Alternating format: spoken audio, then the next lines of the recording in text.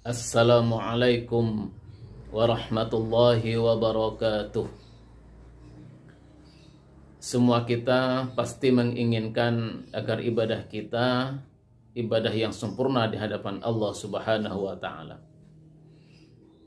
Maka untuk bisa mencapai tingkat ibadah yang sempurna itu ada tahap-tahap yang harus kita lalui. Tahap yang pertama adalah yang disebut dengan tahap fikrah. Tahap fikrah ini adalah tahap pengetahuan. Artinya, di dalam beribadah harus didasarkan kepada ilmu yang diajarkan oleh Allah dan Rasulullah tentang ibadah itu. Setiap ibadah yang Allah wajibkan kepada kita atau yang Allah sunnahkan kepada kita, ada rukun, ada syarat, ada ketentuan-ketentuan yang harus kita ikuti agar ibadah itu sesuai dengan yang diinginkan oleh Allah dan Rasulullah Sallallahu Alaihi Wasallam. Ibadah solat misalnya ada rukun, ada syarat, ada ketentuan-ketentuan yang harus kita ikuti di dalam melakukan ibadah solat. Demikian juga ibadah puasa, ada rukun, ada syarat yang harus kita penuhi.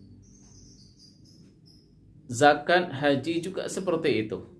Ada rukun, ada syarat yang harus kita penuhi ketika kita melaksanakan ibadah itu.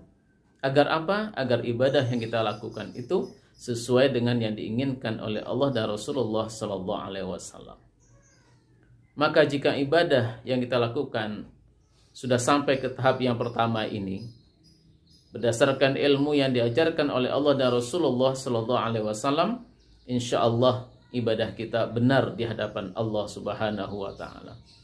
Jika ibadah kita benar di hadapan Allah, maka ibadah kita diterima oleh Allah Subhanahu wa taala. Ini adalah tahap yang pertama.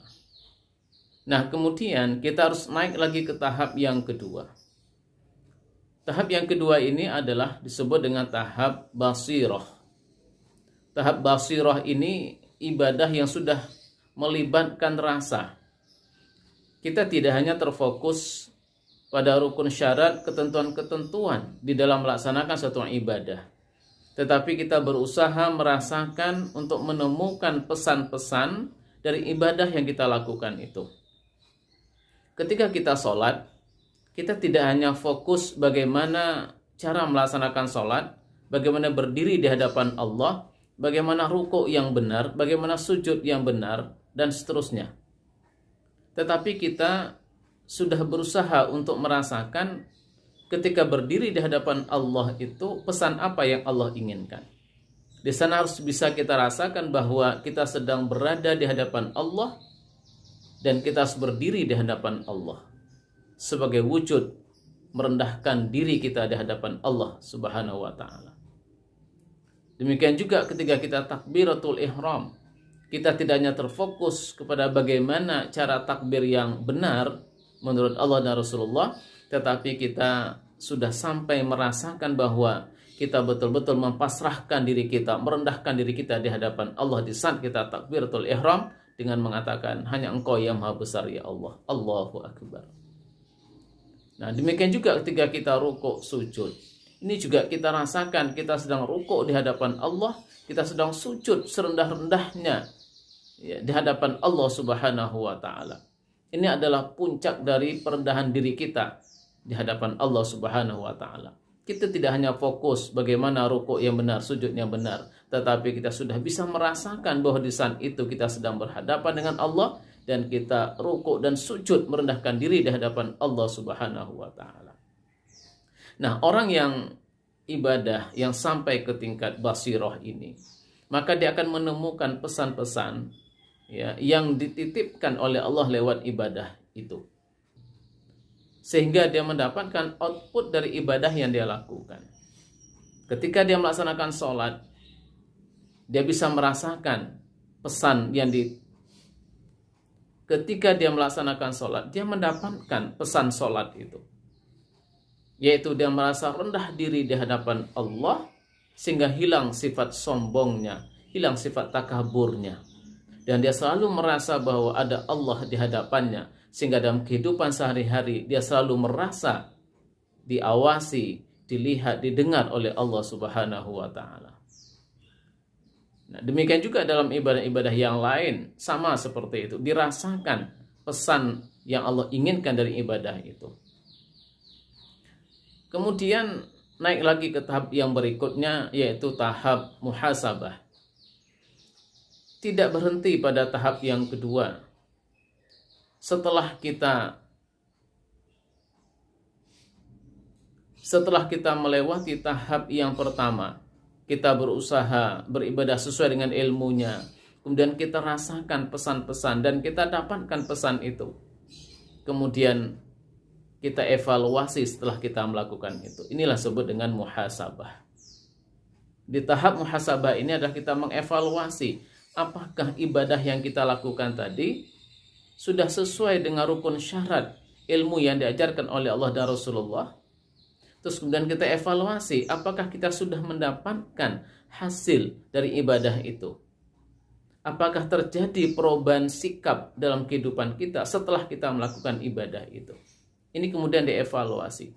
Apakah ibadah kita hanya sebatas melakukan ibadah, ataukah ibadah itu ada nilai yang kita dapatkan untuk perbaikan perilaku di dalam kehidupan kita. Setelah sholat, apakah kita sudah betul-betul merasakan bahwa Allah itu selalu berada di hadapan kita, memperhatikan, mendengarkan, melihat apa yang kita lakukan. Setelah kita berpuasa, apakah kita betul-betul sudah mendapatkan pesan puasa itu bahwa kita sudah mampu mengendalikan hawa nafsu kita, mengendalikan amarah kita, mengendalikan keinginan perut kita, nafsu mata, nafsu telinga, nafsu lisan. Apakah kita sudah mampu mengendalikannya? Nah, inilah fungsi muhasabah. Setelah kita melakukan muhasabah, maka di sana tentu kita akan menemukan kekurangan-kekurangan. Oleh karena itu kita naik lagi pada tahap yang keempat, yaitu tahap taubat. Ini tahap tertinggi dalam ibadah. Taubat itu adalah kita menindaklanjuti temuan dalam muhasabah. Ketika kita menemukan kekurangan-kekurangan saat bermuhasabah, maka kemudian kekurangan itu kita perbaiki. Sehingga ke depan ibadah kita semakin baik dan semakin baik. Inilah esensi dari taubat.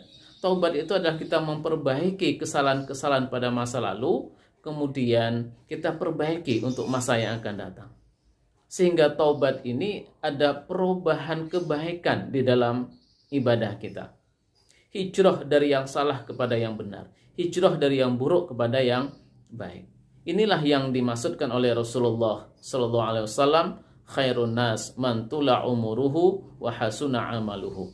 Sebaik-baik orang itu adalah ketika usianya bertambah, amal solehnya juga semakin baik.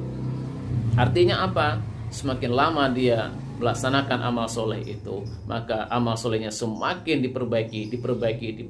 Maka semakin tambah usia seseorang, tentu semakin sering dia memperbaiki amal solehnya, tentu amal solehnya semakin baik. Inilah tahapan-tahapan ibadah yang harus kita lakukan agar ibadah yang kita lakukan itu sempurna di hadapan Allah Subhanahu wa taala, dan semoga ibadah kita semakin hari semakin berkualitas dan semakin berkualitas. Demikian, wassalamualaikum warahmatullahi wabarakatuh.